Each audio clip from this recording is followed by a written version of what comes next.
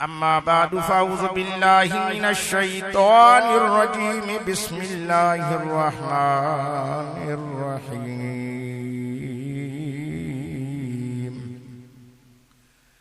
वला तक़ूलू लिमन युक़तलु फ़ी सबीलिल्लाहि अमवात बल अहयाउन वलाकिन ला तशऊरून वलनबलुवन्नकुम बिशैइन मिनल खौफि वल जूइ व नक़सिम मिनल अमवालि वल अनफुसि वस्समरात व बश्शिरिस साबिरीन अल्लज़ीना इज़ा असाबतहुम मुसीबतुन क़ालू इन्ना लिल्लाहि व इन्ना इलैहि राजिऊन उलाइका अलैहिम सलवातुम मिर रब्बिहिम व रहमह व उलाइका हुमुल मुहतदून। सदक़ल्लाहु मौलाना अज़ीम व सदक़ रसूलुहुन नबियुस सादिकुल अमीन व नहनु अला ज़ालिका लमिनश शाहिदीन वश्शाकिरीन वल्हम्दुलिल्लाहि रब्बिल आलमीन। इन्नल्लाह व मलाइकतहु युसल्लूना अलन नबी या अय्युहल्लज़ीना आमनू सल्लू अलैहि व सल्लिमू तस्लीमा। दिल जी मोहब्बत सां सोने नबी जा आशिक सोने साईं ते दुरूद शरीफ पढ़ी। अल्लाहुम्मा सल्लि अला मुहम्मदिन व अला आलि मुहम्मदिन कमा सल्लैता अला इब्राहीम व अला आलि इब्राहीम इन्नका हमीदुम मजीद। अल्लाहुम्मा बारिक अला मुहम्मदिन व अला आलि मुहम्मदिन कमा बारकता अला इब्राहीम व अला आलि इब्राहीम इन्नका हमीदुम मजीद। अफजल है कुल जहां से घराना हुसैन का। हुसैनी गालहैन यजीद इंतमयार कानी। अफजल है कुल जहां से घराना हुसैन का, सब नबियों का ताजदार है नाना हुसैन का। चैथो एक पलक की थी हुकूमत यजीद की, सदियां हुसैन की जमाना हुसैन का। चैथो मरे शहीद हो मारे अगर तो गाजी हो, ये राह वो है जिसमें हर तरह से सरफराजी हो। चैथो तुम्ही से ए मुजाहिदो दीन का सुबात क्या है, शहीद की जो मौत है वो कौम की हयात है। चैथो कटा कर गर्दने बतला गए हैं करबला वाले, कभी बातिल के आगे झुक नहीं सकते खुदा वाले। अज 10 मुहर्रमुल हराम 1447 हिजरी पीरगोट शहर के अंदर हाजी अल्लाह बख्श साहब हमेशा हर साल ही जलसो रखंदो आहे। अल्लाह हुन जी ज़िंदगी में उम्र में उन जे पोयन खे भी हमेशा अहिड़नि प्रोग्रामनि रखण जी तौफ़ीक़ अता फरमाए। मां दुआ थो कयां त अल्लाह ताला सभिनी मुसलमाननि खे अहिड़नि मजलिसनि में शिरकत नसीब फरमाए। ही क़ुरान जी मजलिस मामूली मजलिस न अथव, ऐं जिते क़ुरान पढ़बो आहे ख़ुदा जो कसम रहमत वॾ फुड़े जीअं वसंदी आहे। हिकिड़े पासे ॾे वञो त कहिड़ा कम था हलनि, पर अॼु रब तव्हां ते राज़ी थियो आहे। अॼु मदीने वारे साईं जा उम्मती सोहणे मुहम्मद जा परवाना क़ुरान ॿुधण जी नीयत सां आया आहिनि, पर अॼु असां क़ुरान खे छॾियो आहे तॾहिं दरपदर थिया आहियूं। जाॾे जूं तकींदे अॼु मस्जिदनि मदरसनि कुरान महदूद रहो, पर कुरान शोपीस करे घरन में बंगलन में उताकन में रखियो, पर पढ़ण लाए असा वट टाइम हले। ये आहे या मां गलत थो ॻाल्हायां? कुरान पढ़ो, बच्चन के कुरान पढ़ायो। अरे जंहिंखां जो पुछा कर से फलाणो मरी वियो, अटैक थी वियो। अगे अटैक न हो, अॼु अटैक आम जाम आहे। अगे गरीबन के अटैक थींदो हो, गरीबन के अटैक न थींदो, अमीरन के थींदो हो। हाणे अमीर ऐं गरीब साॻी पोजीशन में बीठा आहिनि, छो त अगे गरीब कुरान पढ़ंदा हुआ, हाणे कुरान गरीबन भी पढ़ण छॾे। इंशाअल्लाह ताला साईं गुलाम अली साहब की मोहब्बत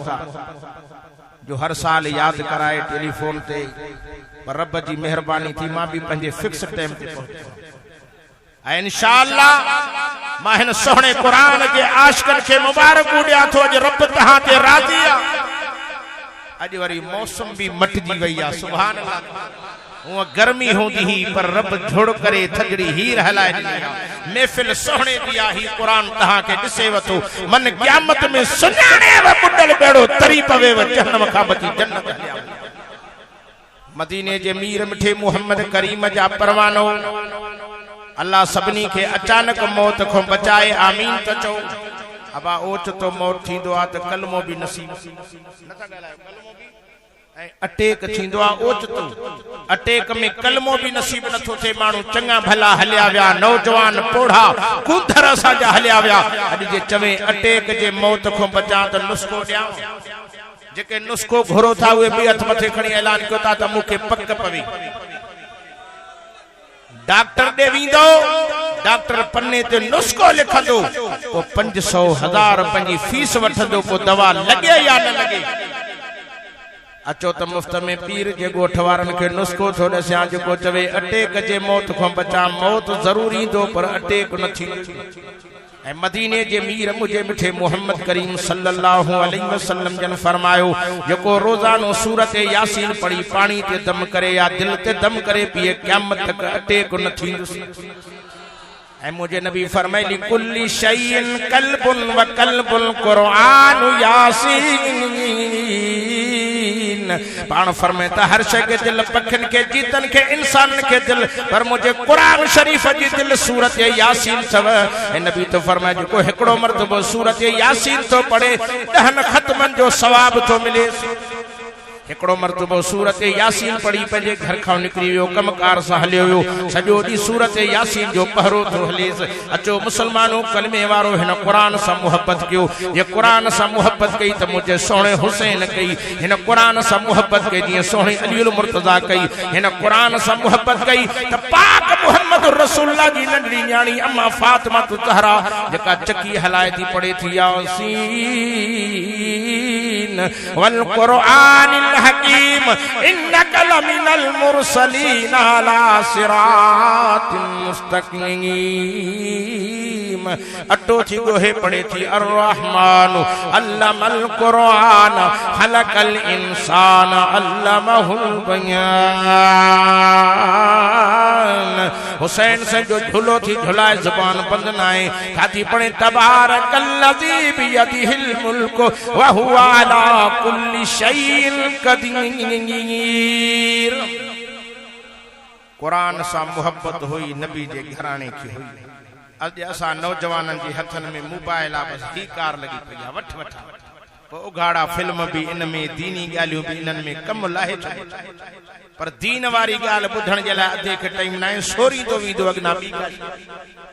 दुआ करना आयो अल्लाह दीन सा मुहब्बत नसीब फरमाए। अजो को जलसो मन तवा सा जे लाइ निजात जो जरियो बनजी पवे। मुसलमानो ई त 12 महीने जलसो थींदो आहे न बाजार ते रहमत घिट्टी ते रहमत अचण वारन ते रहमत घर घर जे मथो रहमत जे जे कन ते आवाज पहुचे त रहमत सा नवाजी वने। अचो मुसलमानो कुरान मजीद सा मुहब्बत रखो कबर क़यामत जो संगी कुरान मजीद थव इन कुरान सा भी यारी रखो त नबी जे सहाबा सा भी इश्क रखो। वाहिद जमात जो बंदी जे दुनिया कावड़ेल हुंदी आ ए चईन यारन के भी मनी दिया त नबी जे बच्चन के भी मनी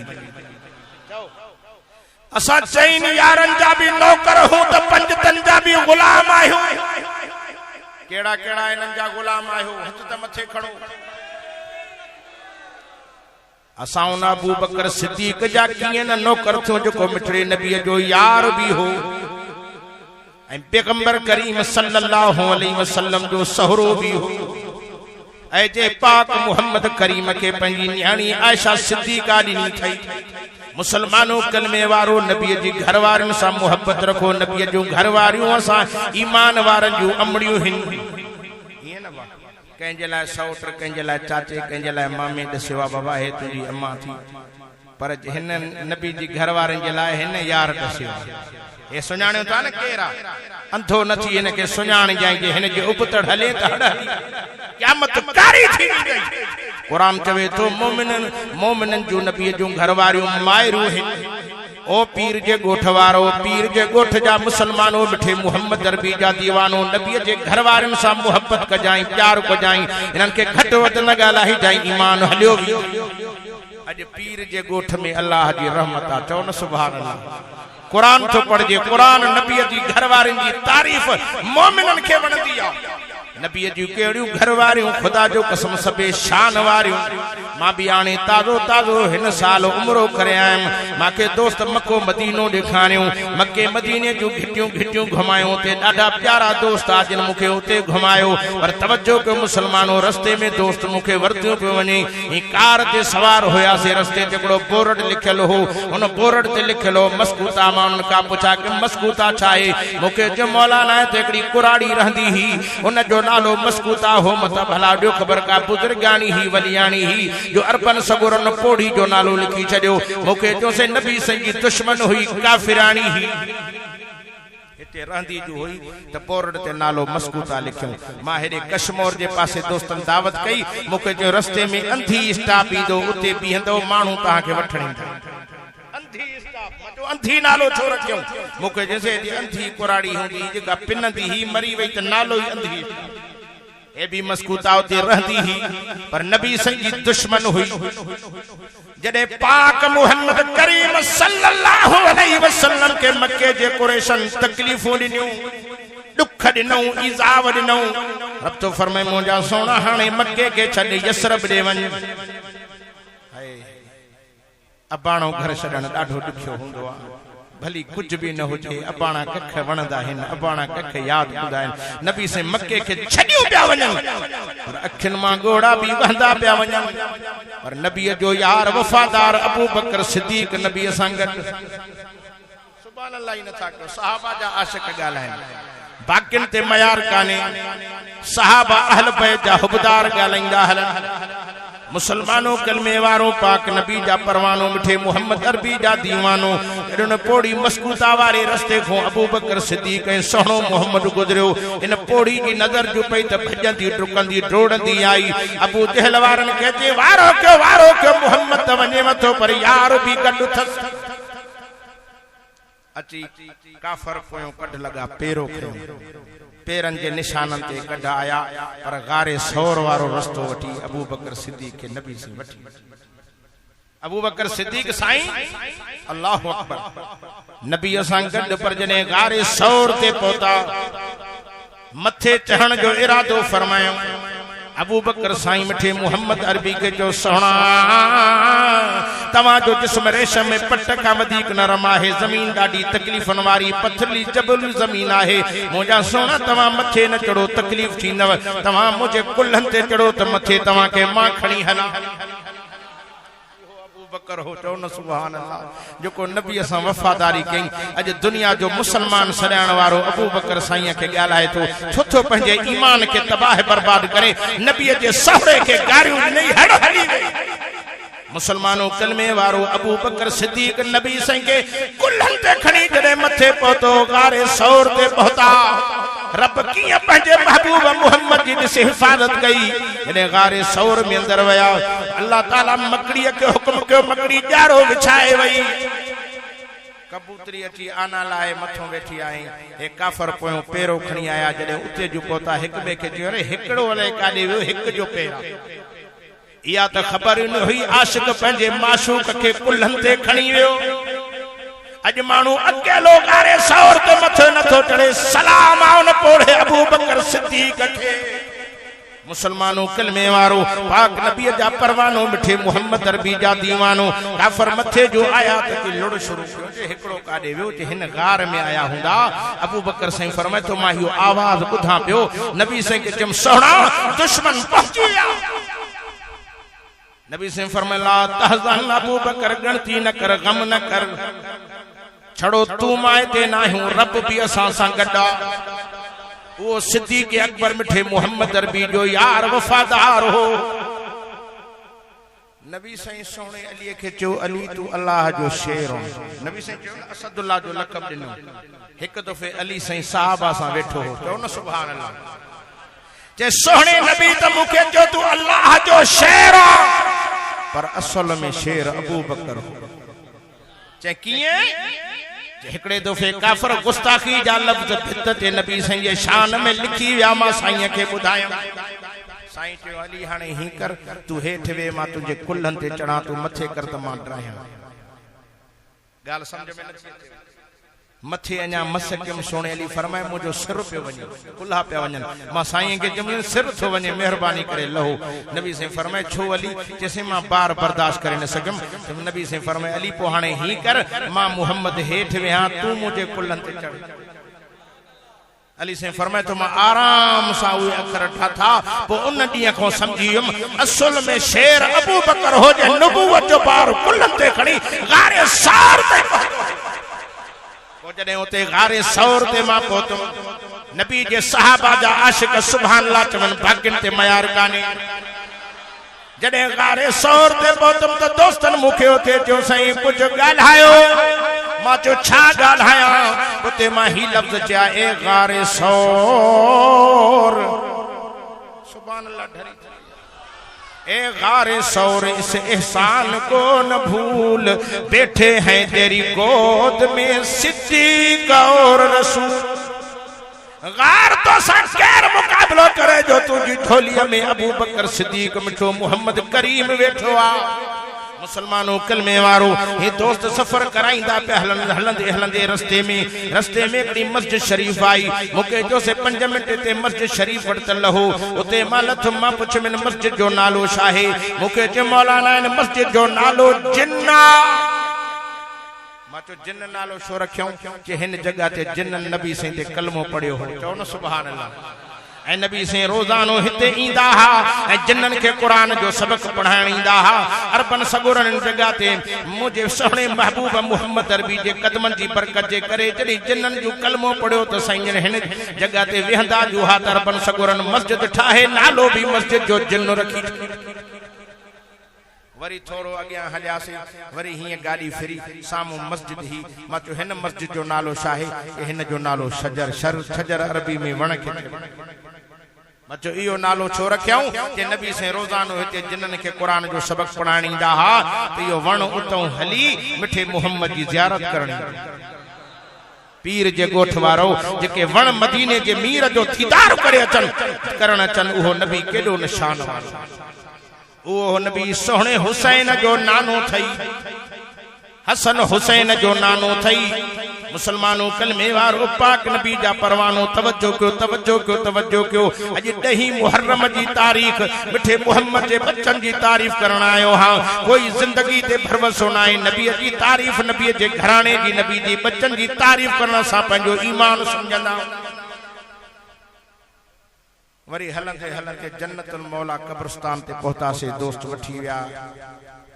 हिकड़ी कबर ही मचो है कंहिंजी कबर आहे नबी साईं जी घरवारी अम्मा खदीजतुल कुबरा जी कबर जेका सोहणे हुसैन जी नानी उते जने पहुतासे चीख निकरी वई अल्लाहु अकबर नबी साईं के ॾाढी प्यारी ही एक दफे मुझो सोनो हबीब तवज्जो कजो एक दफे मदीने जो मीर मुझो सोनो मुहम्मद रसूलुल्लाह सल्लल्लाहु अलैहि वसल्लम घर में आराम में हा असां भी काडे सफर ते वींदा हूं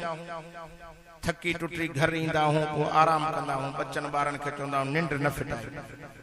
मां भी यकीन कयो कल खां वठी सफर में घर अञा न पुगो रात देर की हम नीह जो वरी बाईपास करियो चक रुस्तम जे पासे दे जलसो करे वरी सिधो तहां वड वरी एडे वींदम रते ते रेखो बा ए कुरान जी महफिल हिन अल्लाह से नसीब तो करे अल्लाह से घुमाए तो कुरान जी बरकत जे करे बहरहाल असां थकी पौंदा हूं को कुमाण जी वींदा हूं को मोबाइल भी बंद दोस्तन जा राब्ता भी खत्म को दर ते आयो त हाली उन के भी चोंदा बाबा तारे नबी से आराम में हिकड़ी पोड़ी कुराड़ी नबी से जे घर में आई अम्मा आयशा सिद्दीका के चई आयशा दे खबर तुझो घोट मोहम्मद काडे अम्मा साईं फरमाए मुझो साईं ता आराम में से मां परे खवाइया मुके हुजूर सा मिलणो वा ते साईं आराम में नमाज तो थंदा ये साईं के कन्न ते आवाज पहुतो असां उन घर में सुता पिया हूं को मेहमान आयो मस्जिद में या मदरसे में कपड़ो अंदर ॾिसंदो मजाला जो खोले मत मेहमान सा गाले मदीने जे मीर जे कन्न ते आवाज पहुतो साईं उठी आया साईं उठी आया पंजी रहमत वारी चादर कुल्हन तो लाथो केड़ी चादर जे चादर जो जिक्र रब कुरान में कंदे फरमाया अय्युहल मुज़म्मिल यार तहां जे सुभान अल्लाह बुधा थो करा पीर जे गोठ में आवाज पहुंचाण थो करा या अय्युहल मुज़म्मिल कुमिल लैला इल्ला कलीलन निस्फहु व इनकुस मिन्हु कलीला औ ज़िद अलैहि व रत्तिलिल कुरान तरतीला। पाक चादर नबी सैये विछाए उन पोड़ीअ खे उन चादर ते विहारे। अम्मा आयशा फरमाती मां हैरान थी मैं केर कुराड़ी आ जेके नबी सैये हेॾी इज्जत सां नवाज़नि था। ऐं मुझे साईं फरमाए आयशा घर में सुठी भाॼी पकल आ त ठीक, जे सुठी कोने तो सुठी भाॼी पचाए मेहमान जो इकराम करणो। ऐं पीर जे ॻोठ वारो मेहमान जॾहिं कंहिं वटि ईंदो आ त नसीबन वारे ॾे ईंदो आ ऐं पंहिंजो नसीब साण खणी ईंदो आहे कि न। ऐं मेहमान जे सदके घर जा भाती भी भलो खाईंदा आहिनि। हूअं मिड़े दाल बटालूं बसर लस्सी सां गुज़र सफ़र थींदो पोइ चवंदो बा वधीक न बरालर मुर्गी वठी अचो मेहमान। सुठी भाॼी तयार थी वई। नबी सल्लल्लाहु अलैहि वसल्लम जन उन जी ख़िदमत कई मानी खाराइण खां पोइ जॾहिं उहा कुराड़ी नबी से को मोकिलाए तवज्जो कजो।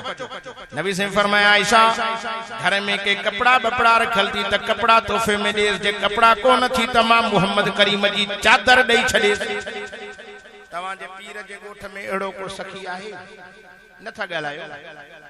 नबीअ जी सखावत खां पोइ हद आहे। चओ न सुभान अल्लाह।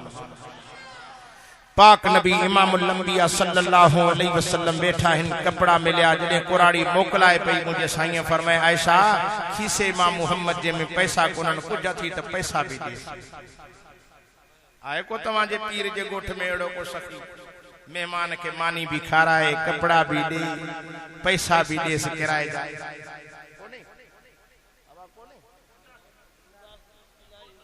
को हुंदा बिल्कुल आहिन आहिन। अज जो है मेहमान आया है तिन जी खिदमत करण वारा भी आहिन। चओ न सुभान अल्लाह। आहिन जिन जे करे मुल्क हले थो। पैसा भी दिनों जॾहिं वा कुराड़ी नबी से को मोकिलाए हलीमो जो साईं मोकिलाए भी पियो ही नज़रूं न पिया कढनि पर अखियुनि मां ॻोढ़ा पिया वहनि। ज़ारो ज़ार नबी से रोइन पिया।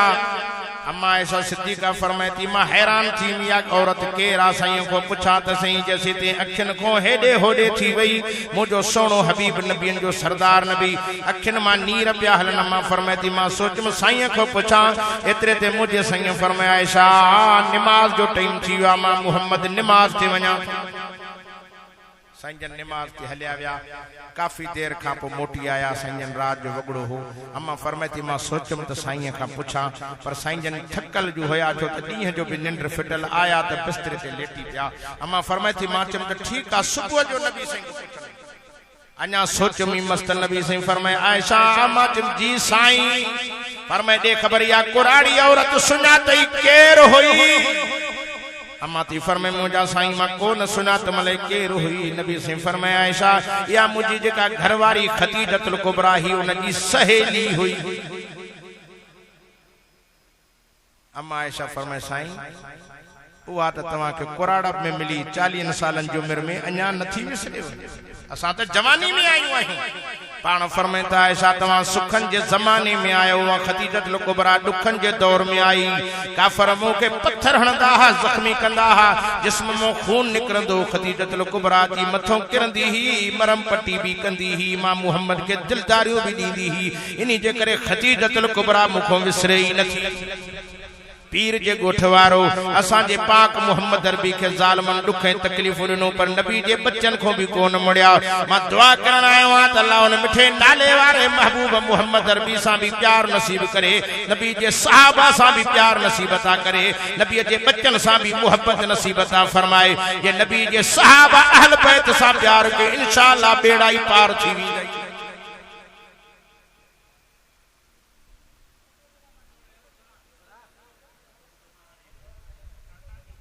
असा जो नबी जे सहाबा जा भी आशिक हों अहल बैतन जा भी आशिक आयो न जो असा अंधा भी ना आहियूं अंधा भी काना भी टेडा भी ना आहियूं। मां त चवंदो आहियां ख़ुदा अखियुनि जो भली कंहिंखे अंधो करे पर दिल जो अंधो न करे। अखियुनि जो कानो भली करे पर दिल जो कानो न करे। टेडो करे पर दिल जो टेडो न करे टेडो हिक के टे ॾिसंदो तू नबी जे सहाबा के मत मेरी नज़र सां ॾिठई हड़ हली नबी जा सहाबा शान वारा उन सहाबा जी मेहनत सां तो असां के दीन मिलियो कलमो मिलियो कुरान मिलियो अज भी तू महबूब जे गोठ जे अंदर ज़िले शिकारपुर में तवा के सहाबा जो कब्रूं मिलंदियूं अफगानिस्तान की धरती ते सहाबा जो कब्रूं मिलंदियूं ये सहाबा छो आया मिठे मोहम्मद जे दीन जो पैगाम खणी आया सहाबा वडे शान वारा जो अबू बकर सिद्दीक भी शान वारो तो सोहणो उमर भी ॻाल्हायो त सही न पाक नबी इमामुल अंबिया जा परवानो मानू तवा के भुलाईंदा आहिनि खुदा जो कसम भुलाईंदा आहिनि गलत मानुन के गाइड कंदा आहिनि कि सहाबा अहल बैत जी पान सा मोहब्बत न हुई सोने अली जी अबू बकर उमर सा मोहब्बत न हुई पर मां तवा का पूछा तो क्या मोहब्बत हुई या दुश्मनी हुई नथा ॻाल्हायो मोहब्बत हुई न कदे भी तू पंजे पुत्र ते दुश्मन जो नालो न रखंदे तमाम केड़ो आ जो पंजे पुत्र जो नालो शिमिर रखे रखंदो दुनिया थुकूं त सोने अली जा तारीख जा किताब पढ़ता 18 पुत्र घणा 18 एकड़े पुत्र जो नालो मुझे मुर्शिद अली अबू बकर भी रखियो बे पुत्र जो उमर भी एकड़े जो उस्मान भी ते एकड़े जो बिलाल भी नालो रखे मालूम छो मोहब्बत हुई प्यार हो तने त नाला उहे बे रखई एकड़े भेरे मोजो सोनो अली कालो सफर तो घर मोटियो अबू बकर नाले वारे पुत्र के सड करे चे पुत्र अबू बकर चमू सा भाकुर पाए मथे ते चुमी दे करे फरमे पुत्र अबू बकर इनी जे करे चुमी न वर्ती थमाए जो मां अली जो पुत्र आहे इनी जे करे चुमी वर्ती थमाए जो अबू बकर सिद्दीक जो नालो थई उमर नाले वारे पुत्र के भी सदी चई पुत्र उमर अच भाकुर त पाए मथे ते चुमी दे फरमाए पुत्र उमर इनी जे करे चुमी न वर्ती थमाए जो मां अली जो पुत्र इनी जे करे चुमी वर्ती थमाए बहादुर उमर जो नालो उमर थई उमर आयो गैरत मिली उमर आयो पर्दो मिलियो जो उमर वडे शान वारो आ तोखे गलत के मानू गलत तोखे गाइड किया खुदा जो कसम हजरत उमर सही भी हसन हुसैन सा डाढो प्यार कियो पर अबू बकर सिद्दीक भी डाढो प्यार कियो एक भेरे वक्त जो खलीफतुल मुस्लिमीन अमीरुल मोमिनीन हजरत अबू बकर सिद्दीक होन जो दौरो जमानो सोने नबी सल्लल्लाहु अलैहि वसल्लम जा बच्चा हसन हुसैन हिय जो मस्जिद को बाहर निकता ते बिन के खणी कुलन ते वियारे सोनो अली तो फरमाए साईं तवा न खणो साईं तवा त पोड़ा हो कमजोर आयो मोजो अबू बकर साईं तो फरमाए केर थींदो आ जो उनके कुलन ते न खणा जने मुझो मोहम्मद अरबी पान खणंदो सोनो उमर भी तो उमर हो न चौन सुभान अल्लाह उमर साईं जो दौरो जमानो वक्त जो बादशाह उन जो पुत्र अब्दुल्ला नाले हसन हुसैन रांद पिया खेडन हाने दिस जाई मोहब्बत हुई अदावत रांद पिया खेडन हे आयो जे अदा मुखे भी रांद खेडारियो चेदा ना ना तू असा सा रांद खेडण जोड़ो ना है छो तू असा के नौकर जो पुत्र आ अज तक पीर गोठ जे वडेरे जे पुत्र के चो के सरदार जे पुत्र के चो तो शहर मोटर पड़खणा वे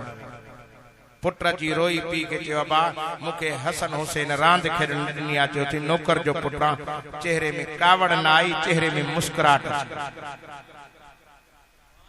चे बाबा ने खबर किथे बीठा है चे बाबा ओडी परयो घटिन में रान था खेडन चे हल मुखे दिखार वो कागज भी खई मस जी कुपड़ी भी खई त कलम भी खई चौन सुभान अल्लाह अची मथो पहतो चे हसन हुसैन जी चाचा तुजा असांजा पुत्र जना त हली घिटी छडे भी घिटी वठन वनी घर पुजना पी के वरतो तो अचे पर शेरन जा पुत्र हा न दिलेरन जा पुत्र भी दिलेर जंजी अम्मा फातिमा थी चवे त मां बुदलीअ जो खीर पियारो नथो मान बगैर वुज़ू जे खीर पियारो न थमाम मुसलमानो कलमे वारो बहादुर अम्मा जा बच्चा बहादुर अबे जा बच्चा बहादुर नाने जा बच्चा हिन कलमे वारो पाक नबी जा परवानो जी सोनो उमर पोतो जे चाचा की आयो आ चे पुत्र दियो तसे तवा मुझे पुत्र के ही लफ्ज चे आइन चाचा अग भी चे हाने भी तो ता शा भला मुल्क जो बादशाह रैयत जो नौकर ना है शा चे बिल्कुल लिखी दींदो किलक भी दिनई ने मस जी कुपड़ी भी पन्नो भी दिनई बा लिखी दियो के हाजुर साईं लिखी दिनो असा जड़ो होजे न लिखे मजाल आते बा लिखत न ये जुबानी चंदम तो त लिखत माराई लिखी देण खा पोचवन था चाचा उमर छा क्यों चे पुत्र सहियो भी कयो सहन करण खां पोइ पुछा था करन चाचा छा कंदे चे पुत्र जडे मां मरी वींदुम मां पंहिंजे बचड़े खे वसियत करे वींदुम त या चिट्ठी मुझे खफन में रखी छडन जडे क़यामत जो जहाड़ो थींदो रब मुखो पुछा कंदो मर केड़ू नेकियूं खणी आयो आहे रब के चवंदो मौला तुझे नबी जी तो गुलामी दई आयो आहां तुझे नबी जे बच्चन जी गुलामी भी दई आयो उन जे लिखत सहियूं भी साण खणी आयो आहां जे इहो अमल कबूल आ त मुखे जन्नत दे हाने तू पान फैसलो कर मोहब्बत हुई अदावत हुई इन जी त पान में मोहब्बत हुई तोखे असा के गलत समझायो आ खुदा जो कसम सहाबा सा मोहब्बत कंदे ईमान ताज़ो थी वेंदो अहल बैतन सा मोहब्बत कंदे ईमान ताज़ो थी वेंदो जिनन बिन धुरन सा फिटाई हिक सा भी फिटाई हड़ हली अल्लाह नबी जे सहाबा अहल बैत जी गुलामी नसीब करे आमीन त चो न असा जो नबी जे सहाबा जा भी गुलाम अहल बैतन जा भी गुलाम मुसलमानों कलमे वारो पाक नबी जा परवानो अबू बकर सिद्दीक भी शान वारो तो सोहणो उमर भी शान वारो अज दुनिया मने न मने पर सोहणे उमर जे खत के दरियाह नील भी मनियो हजरत उमर साईं जो दौर हो मानू आया से जुल्म थियो कहर थियो मुल्क में कहत थियो पानी कोने हजरत उमर साईं फरमाया अग में किया कैसे अग में असा कुआरी न्याणी अणपढ़ियल हार सिंगार कराए सोना जेवर पाराए दरिया नील में सुमारींदासीं साल पानी दींदो हो वरी साल खां पोइ वरी ईअं कंदासीं उमर सिंह फरमाए जिहालत जो ज़मानो हो हाणे मां खत जे दरिया थो माण्हुनि चयोसीं माण्हू नाहे दरिया हुआ वाह उमर तुंहिंजे नाले ते सदके वञा चओ न सुभान दरिया नील के जीअं सोणे उमर जी पर्ची पहुती ओ दरिया जे अल्लाह जे हुक्म सां हलंदो आ त हल जे पंहिंजी मर्ज़ी सां हलंदो आ त तुंहिंजी पानी जी ज़रूरत नाहे नेमल बदल रब ॿियो को इंतज़ाम कंदो पीर जे ॻोठ वारो जीअं सोहणे उमर जी चिठी दरिया नील खे मिली अॼु ताईं दरिया नील में न खोटा न वाधा ईअं पियो हले असां जे पाकिस्तान जो साईं बोड अची वई मरी वियासीं वारो को बाबा लॾो अब दरिया सुकी वियो आहे हेॾे केनाल खया त हाणे त बुख मरंदासीं वाह रब तुंहिंजे नाले ते सदके वञा सव केनाल खणंदा बि रब बुख न मारे खुदा जो कसम जे ज़मीन ते पानी न हूंदो आहे त मथों रब मींहुं वसाए तव्हां असांजी ज़मीननि खे आबाद कंदो जॾहिं पानी न हूंदो आहे त तूं असां बि मथे तकींदा आहियूं त मौला मींहुं वसे तरी फरमे व अनज़ल मिनस समाई मान फखरज बिही मिनस समरात रिज़क़न लकुम फला तजअलू लिल्लाहि अंदादन व अंतुम तालमून रब तो चवे जॾहिं तुंहिंजी ज़मीन ते पानी न हूंदो आहे आसमान तो मींहुं वसाए तुंहिंजी मुर्दा ज़मीन खे मां ई ज़िंदा कंदो आहे मूंसां गॾु कंहिंखे शरीक न केर तो खाराए केर तो खाराए ॾिसो त किस्मे किस्मे जा मेवा हां पानी साॻियो ज़मीन साॻी कणक जे मेवे जो ज़ाइको जुदा चावरनि जो ज़ाइको जुदा वरी अंबनि में मिठास कंहिं विधी हां साईं वरी जो नज़र कर त ॾाढ़ूअ में खटाण कंहिं विधी पानी त साॻियो वाह रब तुंहिंजे नाले खां सदके वञा किस्मे किस्मे जा मेवा खाराइण वारो रब तॾहिं शाह साहब तो फरमाए वण था मेवो कन पर पाण न खाइन पंहिंजो ठिकर पिथर छापड़ियूं धूणा धार सहन चेतो केॾी लज लतीफ़ चवे वेचारनि वणनि सालों साल फरियो था फरन अञा फरो था झलन नंढा ॿार उनखे लिठियूं था हणनि के छापड़ियूं था हणनि के पत्थर था हणनि वीचारे के ईज़ाव था ॾियनि पर वरी भी साल साल में फरियो बीठो आहे कचो था कपियो पक्को था कपियो पर वण कॾहिं भी झेड़ो न कयो कॾहिं कुहाड़ो खणी कपियसि तो तूं पीर ॻोठ वारा एॾो ॾाढो मुड़ुसु नाहे वण रब जो हुकुम मञियो पाणी रब जो हुकुम मञियो पर तूं असां रब जे हुकुम खे छॾियो आहे ख़ुदा जो नालो थी मोटी अच मोटी मिठे नाले वारे महबूब मुहम्मद करीम जे सदके रब करम कई वठो तव मन हया वते लज ते मोटी पवन त माफी ॾेई जन्नत ॾेई छॾिया परचायो पंहिंजे करीम रब खे उन रब जे दर ते झुकी पओ उन रब जे पैगंबर महबूब मुहम्मद जे नक्शे कदम ते ज़िंदगी गुज़ारींदो अखियुनि बूटनि खां पोइ नतीजो सुहिणो निकिरंदो मां दुआ करण आयो आं त अल्लाह तबारक व तआला सभिनी मुसलमाननि खे जेके बि इन जलसे में गर्मी जी मौसम में आया हो अल्लाह तव्हां जे कदम कदम खे क़बूल करे रहमत जो मींहुं वसाए मन जहन्नम जी बाहि को बचाए जन्नत जो हक़दार करे असां पाक मोहम्मद करीम सां मुहब्बत करण वारा हूं असां उन सोहणे साईं सां कीअं न मुहब्बत कयूं जेको 1.25 लख नबियनि जो ताज नबी जेको सोहणनि जो सरदार नबी जेके रब बचा ॾिना उहे बि सोहणा हा ख़ुदा जो कसम सैयद उहे बि सोहणा हूंदा आहिनि सैयद पाक ज़ात आ पर छा कयूं असां मजबूर थी पिया हूं असां जे मस्जिदनि जे मस्जिदनि जा बांगा भी सैयद हुजन मुसल्लन जा वारिस भी सैयद हुजन पर छा कयूं अॼोकनि सैयदनि सगोरनि नाने जे दीन खे छॾे करे ॿियो तग वरितो आहे मां दुआ कयां थो अल्लाह ताला सैयदनि सगोरनि खे नाने मुहम्मद जे मुसल्ले खे संभालण जी रब तौफीक अता फरमाए हकीकी दीन जा वारिस सैयद सगोर ए साईं रोज़े धणी जो शहर है अल्लाह उन जी कब्र जे मथो किरोड़े रहमत वसाए असां उन जा जमायत चओ असां रोज़े धणी साईं वारनि जा मुरीद आहियूं मुझा दोस्तों है मुझा प्यारा भाईरो असा पाक मोहम्मद करीम जा दीवाना चो अहल बैतन जा असा के दीन चो इन घराने मो मिलियो मदीने जे मीर मिठे मोहम्मद अरबी जा दीवानो जे मुझे मुर्शिद हुसैन करबला जे मैदान में 72 कोहाया पर नाने मोहम्मद जे दीन के क़यामत तक जिंदाबाद करे तरी शायर चवे तो कटा कर गर्दने बतला गए हैं करबला वाले कभी बातिल के आगे झुक नहीं सकते खुदा वाले अल्लाह वारा न विकंदा हिन न झुकंदा हिन खुदा जो कसमा ओ अल्लाह वारन जी है जमात मुवहिद जो बंदी जमात आ चो न हे न झुकिया हिन न विकिया हिन जो बुज़दिल हिन जा लीडर भी ना हिन लीडर भी बुज़दिल बहादुर बुज़दिल नथन जो बहादुर न होडो हुनन जो लीडर भी हुसैन जो बहादुर जो हुसैन हे हुसैनी जमात खुदा जो कसम से मुझे मुर्शिद हुसैन के करबला के मैदान में जालमन मासूमन बचड़न जो पानी बंद क्यों पर मुझे सोने हुसैन फरमायो बच्चो उन लगे वत पढ़ जो अर्रहमान अल्लमल कुरान खलकल इंसान अल्लमहुल बयान भूख लगे व पढ़ जो यासीन वल कुरानिल हकीम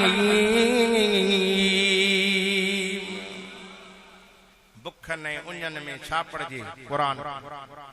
खुदा जो कसमा हे कुरान उहो ही आ पर असां मुसलमाननि कुरान खे छॾियो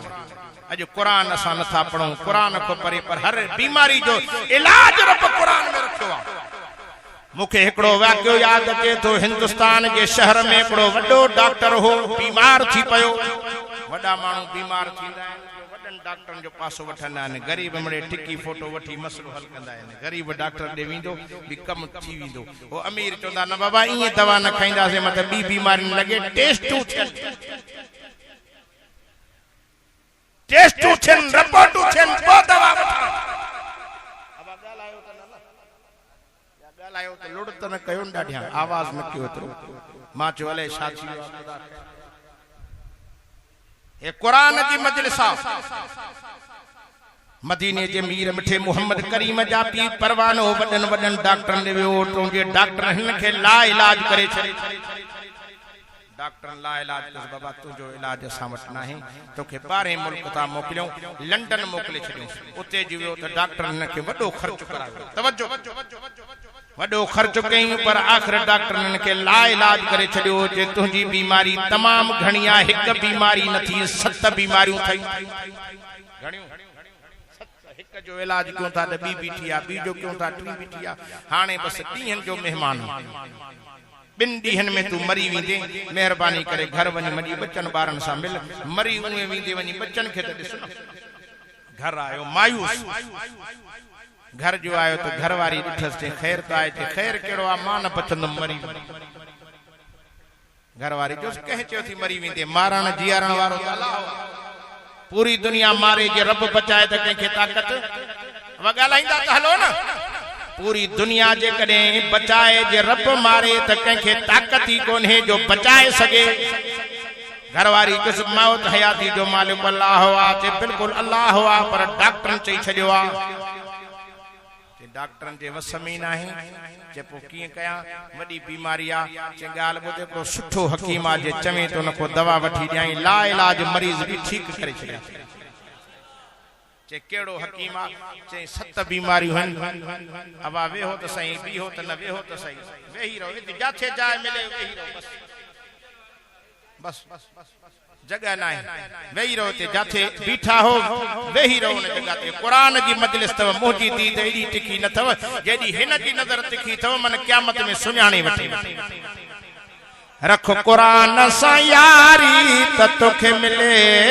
जन्नत जी रहदारी केड़ा यारी रखंदोस ए दुनिया जा यार मोड़ जा थी कुरान तोड़ जो संगती थी मरण का पो वद में वदन जी एतरी मेहरबानी थी जो तड़ो कराईंदई कफन पाराईंदई जनाजो पढ़ंदई खटोलो कुल्ले ते खड़ी कब्रिस्तान ते हलंदई मन जा मन मिटी दई लटे हलाईंदई पर गड न सुमंदे गड सुमण वारो थी त अल्लाह जो कुरान घरवारी जो हकीम सुठवा पर तुनके 7 बीमारियों हन 7 दी इलाज न मिलंदो जे घरवारी के चरी मां 7 दी रहंदुमी न बडी डॉक्टर चई छडियो घरवारी जो दवा वठी त दिस के ठीक आ जे नथी मुणे त वठी दे पर घरवारी जो हिकड़ो शर्त थी 7 दी दवा हलदी 7 दीहन में तोखे गालहणो भी नाही गालहण जो भी रोजो है न जो मारे भी दोई गालहया भी न तो काडी गालहणो नथी न त दवा न लगंदी छो त बीमार में चिड़चिड़ा घणी हुंदी आ हे शे न खाईंदुम हे शे खाईंदुम हे न खाईंदुम हे न खाईंदुम इने जे करे गालहाई जाईंदा इन जो मारे छजी पर ठीक आ 7 ॾींहनि जो रोज़ो रखांडो पर मरी वेंदुम चे मारण वारो घरवारी पेरे दी ने के सुबह जो ही गिलास पानी दे ॾिठई गिलास दे रंग भी मटियल कोनी दवा भी मिलियल नहीं गोरी भी कोनी उन गालहण खुद झले छडोस ने इशारो के हे चाहे बियो कुछ आए जे सब कुछ नी में थई अना ही गिलास पानी जो चप ते रखंदो वियो थोरो ढुक पानी जो अंदर मस वियो त जान में तंदुरुस्ती ईंदी वई पोया सुभान अल्लाह नथा करन समझियो तो हकीम असराए तो आजन जी दवा जे पेरे ढुक सा असर बेडी प्यारे ट्रेन दी प्यारे त जान में तंदुरुस्ती जो अची व्यस्त घरवारी के सडे वेझो जो आई इशारो कई साचे कुछ गालायो घरवारी जो छा खाई बीमार बिस्तरे में उछला छा खाई सकंदो जेका भी घर में मानी पहले सडी अगियो रखी हेने बाहु कुंजे सदी मानी खाई वेयो घरवारी जो इतनी छो तो खाए मरी वीदे मस तो थेवा घरवारी के इशारो की अन्या खणिया भूख डाडी लगी आ समझियो तो दवा असर वारी बाओ छोकरो एडे वेई रो हेडे न तू हेडे वेई रो वेयो बस मां खत्म करण वारो को भली हेडे होडे वणो या बीमारी डाडी दुखी बेन बीमारी जो इलाज आ पर हे बीमारी डाडी बहरहाल तवज्जो क्यों घरवारी चौथे नी पंजे दी छह दी 7 दी पूरा करे पुछे दे हवाल हाने तई ट्रप खायो थियो जा सफा ठीक आ पर गालहण जी मुक घरवारी जो तकड़ न कर जिन डॉक्टर को दवा वठी आयो वणो उन को रिपोर्ट चेक कराया तो बीमारी आहे या हली वई वयो जो डॉक्टर चेकअप कयो डॉक्टर जे वात में आंगुरियों अची वयूं एक बे दे तके इशारा पिया करन हे कियां ठीक थियो हे त मौत जे कुले ते हो त बचण जड़ो न हो पुछा क्यों दे खबर केड़े डॉक्टर को इलाज करायो थी चे के डॉक्टर को इलाज न करायो हकीम को दवा वरती डॉक्टर चस मेहरबानी करे दस त दे वो हकीम केड़ो आ मानु बिस्तरन ते ला इलाज दिया है मरीज ओडे मोकले चैया मुखे खबर कोनी अले केड़े हकीम को मुजी घरवारी दवा वठी आई ही जे मेहरबानी कर वन घरवारी का पुछी आयो घरवारी के चेंदे खबर केड़े हकीम को दवा वरती थई जे वे त तो उन हकीम जी जियारत थी कराया सुभान अल्लाह त कयो ना घरवारी अंदर कमरे में वई हिन सोहणे हकीम के खयो आई के हिन हकीम को दवा वठी नी थमाई हिन हकीम जो इलाज करायो थमाई घरवारी के चेंदे खबर तू भी गैर मुस्लिम मा भी गैर मुस्लिम हे हकीम सा जे घर में की आयो घरवारी जो सने गाल बुध मुखे घर में रखे या कढे तुजी मर्जी हाने गाली आहे तू मौत जी कशमा कशमी में बीमार बिस्तरे ते पए मां चो अज न सुबह है मरी विदो मुखे भी खौफे खुदा दिल में अजी तारी थियो पाड़े में मुसलमान आलिम सगोरो हो मां वनी उन जी हथ ते बैयत करे मुसलमान भी थियम उन उस्ताद मुखे हिन हकीम जो सबक दे पर हिन कुरान मजीद जी मुखे अलहम्द शरीफ सूरत फाते याद कराई मुखे चे जको भी ला इलाज मरीज हुजे उनके 7 मरतबा पढ़ी करे पानी ते दम करे पियारियो अल्लाह हुन जे हर मर्ज के रफे दफे करे छडींदो तोके 7 बीमारियों 7 दी पढ़ी पियारियो तमाई रब तोके शिफा दिनी आहे रोई करे घरवारी के चे जल्दी कर देर न कर जे आलिम सगोरे वट तू वया मुखे भी कलमो पढ़नो आहे मां भी कलमो पढ़ी मुसलमान थी न सोहणे कुरान जो सबक वठ अचो मुसलमानों कुरान के पकड़ो कुरान को भजो न कुरान मदरसा ने मस्जिदन में पढ़ाई हे ओहो कुरान मजीद आज कुरान मजीद के करबला के मैदान में मुझे सोने हुसैन पढ़ो हे ओहो कुरान मजीद आज कुरान मजीद के मुझे सोने अली मुर्तजा घोड़े ते पढ़ो ए सफर तो करे पड़े तो अल्हम्दुलिल्लाहि रब्बिल आलमीन अर्रहमानिर रहीम मालिक यौमिद्दीन इय्याक नअबुदु व इय्याक नस्तईन सोने अली जो सफर हलंदो थो वते कुरान पढ़ंदो थो वते कुरान पढ़ंदो थो वते कड़ी पढ़े तो सुबहानल्लज़ी अस्रा बिअब्दिही लैलम मिनल मस्जिदिल हराम इलल मस्जिदिल अक़सल्लज़ी बारकना हौलहु लिनुरियहु मिन आयातिना इन्नहु हुवस समीउल बसीर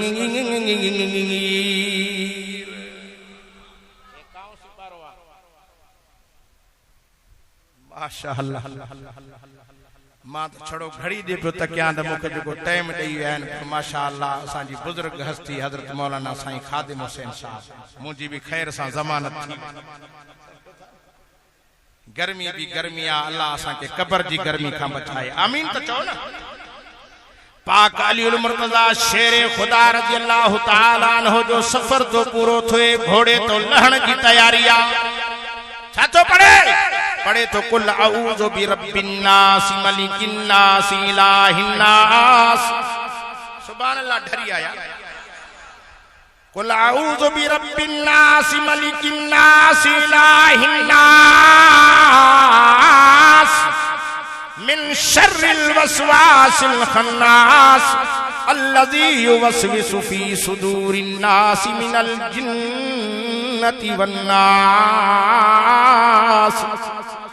घोड़े तो लहे तो सफर भी खत पूरो तो थे कुरान जो खत्म भी पूरो थे तो इन अली जा सा किए न मुरीद थियो ने जे बच्चन जा किए न मुरीद थियो जेके नंढपण में अम्मा जी झोली में कुरान याद करन इन करबला जे मैदान में 72 कोहाए भी मुझे मुर्शिद हुसैन सब्र जी लोली नी जो असा उन सोहणे हुसैन के मञण वारा सिर सजदे में नमाज में सजदे में शहादत जो ताज पातो आ दुनिया वारो सजदा त सबने कया पर हुसैन जड़ो को सजदो त करे दिखारे असा जे सामो को लठ जलेबी भी असा मस्जिद में न घिरंदा से मत लठन सा असा जो दिमाग उजाड़े छडन तीरन तलवारन के मीह में हुसैन करबला में तक तलवारियत नमाज असा इते वाइज क्यों से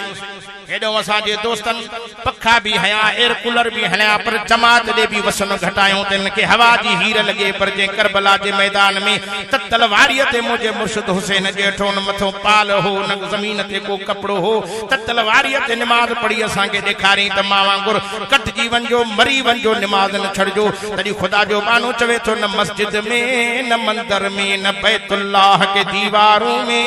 नमाज अशकदा होती है तलवारों के साए में ये तो एक करबला की खाक इस एहसान को न भूल तड़पी है तुझ पे लाशें जिगर गोश